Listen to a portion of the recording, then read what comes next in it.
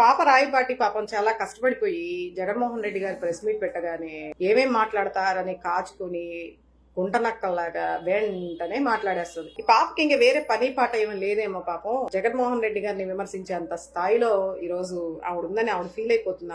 ఆవిడే ఒక ముఖ్యమంత్రి, ఒక మాజీ ముఖ్యమంత్రి, తండ్రి 2 సార్లు ముఖ్యమంత్రి, జగన్మోహన్ రెడ్డి గారు ముఖ్యమంత్రి కాకముందు ఎంపీగా ఉన్నటువంటి వ్యక్తి, ఇన్ని పెట్టుకొని ఏమీ లేని వ్యక్తి, ఏమీ లేని అధినాయకుడిని చూసుకొని ఇప్పుడేదో గుడ్లో మెల్లలాగా వచ్చినటువంటి ఆ డీసీఎంని చూసుకొని విర్రవీగిపోయి నోటికొచ్చినట్టు మాట్లాడేస్తూ ఉంది. ఈ రకంగా ఒక ఆడదై ఉండి, అంటే పేరుకి వీర మహిళ అని పెట్టుకున్నారు కదా, అంటే అలా రెచ్చిపోతే ఏమన్నా సన్మానం చేసి ఏదైనా బిరుదిస్తారేమో అని చెప్పేసి వాళ్ళకు వాళ్ళ వీర మహిళ ఫీల్ అయిపోతున్నారు. ప్రతి ఆడదానికి ఓర్పు సహనం ఉంటుంది. మీరు వీర మహిళలు అయితే మీ పార్టీలో మేము అంతకు మించి వీర మహిళలు. మేము మాట్లాడాలనుకుంటే అబ్యూజివ్ లాంగ్వేజ్లో అన్పార్లమెంటరీలో మాట్లాడాలనుకుంటే చాలా వచ్చు మాకు కూడా. కానీ ఒక రాజకీయ ప్రస్థానంలో ఉన్నప్పుడు ఏ విధంగా విమర్శించాలనేది ఫస్ట్ బేసిక్స్ నేర్చుకో అమ్మా. మీ అధినాయకుడికి అంటే అవునులే, మీ పార్టీ అధినాయకుడికే రానప్పుడు మీకు ఏ విధంగా వస్తే బేసిక్స్ అనేవి. కాబట్టి కొంచెం ఒళ్ళు దగ్గర పెట్టుకొని మాట్లాడితే బాగుంటుంది. ముఖ్యంగా ఇప్పుడు ఏదో చెప్పావు కదా, కష్టపడి మా పవన్ కళ్యాణ్ అని చెప్పేసి అన్నావు కదా, ఆ కష్టాన్ని మేము గతంలో చాలా చూసాము. పార్టీ పెట్టిన దగ్గర నుంచి కూడా పాపం చాలా కష్టపడ్డారు. చాలా సభల్లో పాపం చెమట్లు కార్చుకుంటూ, ఇది ఇప్పుడు నాకు చెమట్లు పడుతున్నాయి కదా, అలా చెమట్లు కార్చుకుంటూ విర్రవీగుతూ ఊపేసుకుంటూ అసలు ఇంకా ప్రజలకి దిక్కు నేనే, రాష్ట్రాన్ని ఒంటి చేత్తు నిలబెట్టేస్తాను, దేశాన్ని, రాష్ట్రాన్ని కూడా కాదు నాకు తెలిసి దేశాన్ని, అంటే కేంద్రంలో కూడా ఈయనకి హక్కు ఉంది కదా, కేంద్రంలో కూడా ఈయనకి మంచి సోర్స్ ఉంది కాబట్టి దేశాన్ని మార్చేస్తాను, ఒంటి చేత్తు నిలబెట్టేస్తాను అన్న ఫీలింగ్తో కనీసం వాళ్ళ కమ్యూనిటీకి కూడా నచ్చడు పవన్ కళ్యాణ్ అనే వ్యక్తి. కనీసం కాపు జాతిని కూడా ఉద్ధరించింది లేదు. ఆయన దాఖలాలు చూసుకుంటే, ఆయన బ్యాక్గ్రౌండ్ చూసుకుంటే 2 స్థానాల్లో పోటీ చేసినా ఒక్కసారి కూడా గెలిచింది లేదు. 100 స్థానాల్లో పోటీ చేసినా పెద్ద సాధించింది ఏం లేదు. ఒక్క సీటు తెచ్చుకున్నారు 2019లో 100 స్థానాల్లో పోటీ చేస్తే. మీలాంటి వాళ్ళు మీ అధినాయకుడిని చూసుకొని వీర మహిళలుగా మీరు ఈ రోజు రెచ్చిపోతే 151 సీట్లు, ఒక దేశ రికార్డుగా 151 సీట్లు ఎవరితో పొత్తులు పెట్టుకోకుండా పార్టీ పెట్టిన దగ్గర నుంచి సింగిల్ గా ఎన్ని కష్టాలు వచ్చినా నిలబడి ధైర్యంగా కుటుంబాన్ని ఎన్ని ఇబ్బందులు పెట్టినా, కేంద్రం నుంచి కానీ రాష్ట్రంలో కానీ ఎన్ని దుష్ట శక్తులున్నా వాటన్నిటిని ఎదుర్కొని జైల్లో 16 నెలలు ఉన్నా కూడా ధైర్యాన్ని కోల్పోకుండా ఈరోజు ముందుకొచ్చి నిలబడి నీతిగా నిక్కచ్చిగా ఒక్కడై పోటీ చేశాడు. దానికి 11 కాదు కదా, ఒక్క సీట్ వచ్చినా మాకు ఆనందమే. కానీ రోజులు ఎప్పుడు ఇలా ఉండవు కదా, ఖచ్చితంగా రాబోయే రోజులు మీకు ఖచ్చితమైనటువంటి గుణపాఠం ఉంటుంది. అలాగే ఇంకొకటి మర్చిపోయినట్టున్నారు మీరు, మాకు 11 సీట్లు వచ్చినా 40% దగ్గర 39.9 40% ఓవరాల్ గా మా ఓట్ బ్యాంకింగ్ ఉంది ఇప్పటికీ. మీ 3 కలిస్తే వచ్చింది ఎంత ఒకసారి క్యాలిక్యులేట్ చేసుకోండి. అదే మీరు సింగిల్ గా చేస్తే కనీసం 11 కాదు కదా, 0.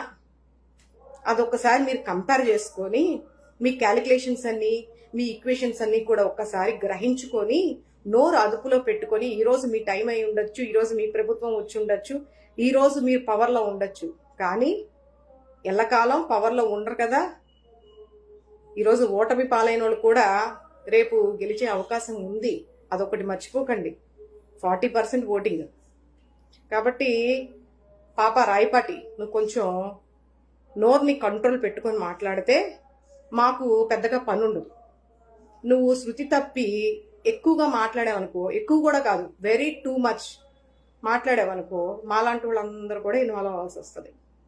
కానీ మీలాగా సంస్కారం లేకుండా ఎడపెడ ఏది పడితే అది నోరేసేసుకొని మేకప్లు వేసేసుకొని వచ్చి మాట్లాడాలంటే మా అధినాయకుడు మాకు అది నేర్పించలేదు. కాబట్టి ఒళ్ళు దగ్గర పెట్టుకొని మాట్లాడండి. ఇంతకీ నేను మళ్ళీ రావడానికి గల కారణం ఏంటంటే డైవర్ట్ అయిపోతుంది. ఎందుకంటే పవన్ కళ్యాణ్ గారి గురించి మాట్లాడాలంటే అసలు తనివి తీరదు, ఎంతైనా మాట్లాడాలనిపిస్తుంది. ఎందుకంటే ఆయన గురించి చెప్పడానికి 1-2 ఎంత ఉందో. మరి వ్యక్తిగత విమర్శలు అయితే నేను చేయను, నాకు అవసరం లేదు. రాజకీయంగా మాట్లాడాలనుకుంటున్నా మాట్లాడుతున్నాను.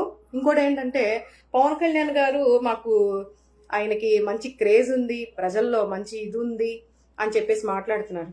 ఎస్ ఉంటది, ఖచ్చితంగా క్రేజ్ ఉంటది. ఎందుకు ఉండదు? ఆయన రీల్ స్టార్ కాబట్టి ఖచ్చితంగా క్రేజ్ ఉంటది. ఆ జనాలందరూ పార్టీ పెట్టినంత మంచి అభిమానులు అందరూ వచ్చారని అంటే హీరోగా బయటకు వస్తే ఎవరికైనా క్రేజ్ ఉంటది. అది ఇప్పుడున్న హీరోలు కూడా ఎవరైనా మహేష్ బాబు గారు బయటకు వస్తే రాదా, జూనియర్ ఎన్టీఆర్ గారు బయటకు వస్తే రాదా, వాళ్ళు పార్టీలు పెడితే రారా? దీనికన్నా డబల్ త్రిబుల్ వస్తారు. ఆయన రీల్ స్టార్ కానీ మా నాయకుడు రియల్ స్టార్. అది మర్చిపోయావేమో, అది కూడా మీకు గుర్తు చేయడానికి మళ్ళీ నేను లైవ్లోకి వచ్చా. మీ నాయకుడు రీల్ స్టార్, మా నాయకుడు రియల్ స్టార్, నిజమైన స్టార్. ఎందుకంటే ప్రజల గురించి ఆలోచించి గత 5 సంవత్సరాల్లో ఎన్నో సంక్షేమాలను టైం టు టైం అందించినటువంటి వ్యక్తి. చాలా గర్వంగా చెప్పుకుంటాం మేము ఈరోజు. మీరు 11 స్థానాలే కనిపిస్తున్నాయేమో, సింగిల్ గా ఒక కాన్ఫిడెంట్ గా మా అందరికీ కూడా ఆయన్ని చూసి ఒక ఇన్స్పిరేషన్ గా ఇలాంటి వాడు ఒక్కడుంటే చాలా అబ్బా అనిపించుకునేలాగా ఈరోజు మేము గర్వంగా ఫీల్ అవుతున్నాం. మేము ఓడిపోయాము, మాకు 11 వచ్చాయి అని చెప్పేసి మేము ఎక్కడా కూడా ధైర్యం కోల్పోలా, ఎక్కడ కూడా మేము బాధపడట్లా. ఇలాంటి నాయకుడి దగ్గర మేము పనిచేస్తున్నాం, ఇలాంటి నాయకుడు అండర్లో మేము ఉన్నామని మేము ఇంకా గర్వంగా ఫీల్ అవుతున్నాం. అది గుర్తుపెట్టుకోమ్మా కొంచెం. ఎందుకంటే ఎక్కడా కూడా మాట తప్పకుండా ఒకే మాట మీద తను ఏదైతే నమ్ముకున్నాడో, ఒకే ఎజెండా ఒకే జెండాతో ఏదైతే నమ్ముకున్నాడో దాని మీదే స్టాండ్ అయి ఉన్నాడు. అటువంటి నాయకుడు కావాలి ఈరోజు. 10 జెండాలను మోస్తూ 10 మందితో జతకడుతూ వాళ్ళు పడేసే ముష్టికో దేనికో దానికో కకృతి పడి కొంతసేపేమో విమర్శించిన వాళ్ళని పొగడ్డాలు, ఒకళ్ళని ఒకళ్ళు పొగుడుకోవడాలు, ఒకళ్ళు పైకెత్తి వేసుకోవడాలు, ఇది ఈ రోజు తిట్టి మళ్ళీ రేపు వెళ్ళి కౌగిలించుకోవడాలు, ఇలాంటి యథవేషాలు మా నాయకుడికి రావు. ఎందుకంటే మా నాయకుడు రియల్ స్టార్ కదా, మీ నాయకుడిలాగా రీల్ స్టార్ కాదు కదా. కాబట్టి నేను మళ్ళీ చెప్తున్నా, ముళ్ళు దగ్గర పెట్టుకొని మాట్లాడితే బాగుంటుంది. పైగా ఇంకోటి ఏంటంటే మీ నాయకుడు అధికారంలోకి రాకముందు చాలా చేసాడని చెప్తున్నారు కదా. అంటే ఏదో అధికారంలోకి రావాలని బోల్డన్ని మంది బోల్డన్ని మాటలు చెప్తారు, బోల్డన్ని మేము అధికారంలో రావాలని ఆ వ్యామోహంతో ఎన్నెన్నో వాగ్దానాలు చేసేస్తారు, ఉర్రూతులు ఊగిపోతారు. కానీ అధికారంలోకి వచ్చి 10 నెలలు అవుతుంది. మరి ఇప్పటిదాకా గుడ్లవల్లేరు ఇన్సిడెంట్ జరిగింది. మరి ఎందుకు అక్కడికి వెళ్ళి ఎక్కడేది జరిగినా, గత ప్రభుత్వం ఉన్నప్పుడు ఎక్కడేది జరిగినా వెళ్ళిపోయేవాడు కదా జనాలను వేసుకొని. మరి 10 నెలల్లో ఎన్ని జరిగాయి దారుణాలు, ఆడపిల్లల మీద ఎన్ని అత్యాచారాలు జరిగాయి, అదంతా ఎందుకు?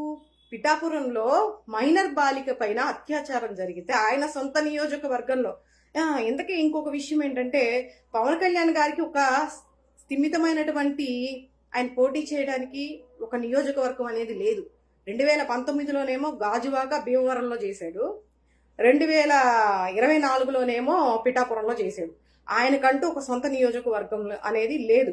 ఎక్కడ పడితే అక్కడ ఉండేదేమో తెలంగాణ, చేసేదేమో రాజకీయాలు ఆంధ్రప్రదేశ్లో. ఎక్కడ పడితే అక్కడ ఏ నియోజకవర్గం అయితే ఆ నియోజకవర్గంలో పోటీ చేస్తారు. మళ్ళీ మీరు వచ్చి మాకు నీతులు సూక్తులు చెప్తూ ఉంటారు. మరి ఈ 10 నెలల్లో ఎన్ని దారుణాలు జరిగినా మీ నాయకుడు ఎందుకు స్పందించలేదు? ఎందుకు ఆ ప్లేస్కి వెళ్ళి అక్కడ ఉన్నటువంటి బాధితులను పరామర్శించలేదు? ఎందుకు దాన్ని ఖండించామని చెప్పి ప్రెస్ ముందుకు వచ్చి చెప్పలేదు? ఎందుకు ఇవన్నీ చేయలేదు? మరి ఏమైపోయాడు మీ నాయకుడు? అంటే అధికారాన్ని అడ్డం పెట్టుకొని గుళ్ళు చుట్టూ తిరుగుతున్నాడా? అంటే ప్రోటోకాల్ ఉంటుంది, గతంలో అంటే ఉండదు, ఇప్పుడు ప్రోటోకాల్ ఉంటుంది. చక్కగా అధికారాన్ని అడ్డం పెట్టుకొని మన దేశంలో ఉండేటటువంటి దేవస్థానాలన్నింటినీ చుట్టేసుకోవడానికి దీక్ష అవతారం ఎత్తేసేసి, స్వామీజీ అవతారం ఎత్తేసేసి, అంటే బీజేపీకి చాలా ఫర్గా ఉండాలి కదా, మళ్ళీ మోడీ గారు మళ్ళీ యాక్సెప్ట్ చేయరు కదా. కాబట్టి పూటకొక వేషం వేసుకుంటూ అధికారాన్ని కేవలం దానికే ఉపయోగిస్తున్నాడు కదా మీ నాయకుడు. మరి వీటన్నిటి గురించి మాట్లాడండి. ఇదే కదా చేస్తుంది. గత 10 నెలల నుంచి ఇదే జరుగుతుంది, ఇదే చేస్తున్నారు. ప్రజలందరూ కూడా అదే చూస్తున్నారు. మీ నాయకుడు ఇప్పుడు అధికారంలోకి వచ్చిన దగ్గర నుంచి డిప్యూటీ సీఎం గారు, 2 శాఖల మంత్రి గారు ఏం చేస్తున్నారు, ఆడపిల్లల పట్ల, రైతుల పట్ల, పేదల పట్ల ఏం చేస్తున్నారు అనేది కూడా అధికారంలో రాకముందు రైతన్నకి నేను అదవుతాను ఇదవుతాను, ఆడపిల్లలకి వెన్నుముక అవుతాను, 32,000 మంది మహిళలు కేంద్ర నిఘా వర్గాలు చెప్పాయి, 32,000 మంది మహిళలు మిస్సింగ్ అయ్యారని చెప్పి దుష్ప్రచార ఇష్టానుసారం చేశారు కదా. ఈరోజు మీరు అధికారంలోకి వచ్చారు కదా. మరి ఆ 32,000 మంది ఆచూకి ఇప్పటి వరకు 10 నెలలు అవుతుంది, ఒక్కళ్ళదైనా మీరు బయటికి తీసుకొచ్చారా? దాని గురించి మాట్లాడండి ఫస్ట్. దాని గురించి మాట్లాడండి. ఇప్పుడు మీ మాట్లాడడం కాదు, కొన్ని రోజులైతే ప్రజలు మిమ్మల్ని ప్రశ్నిస్తారు.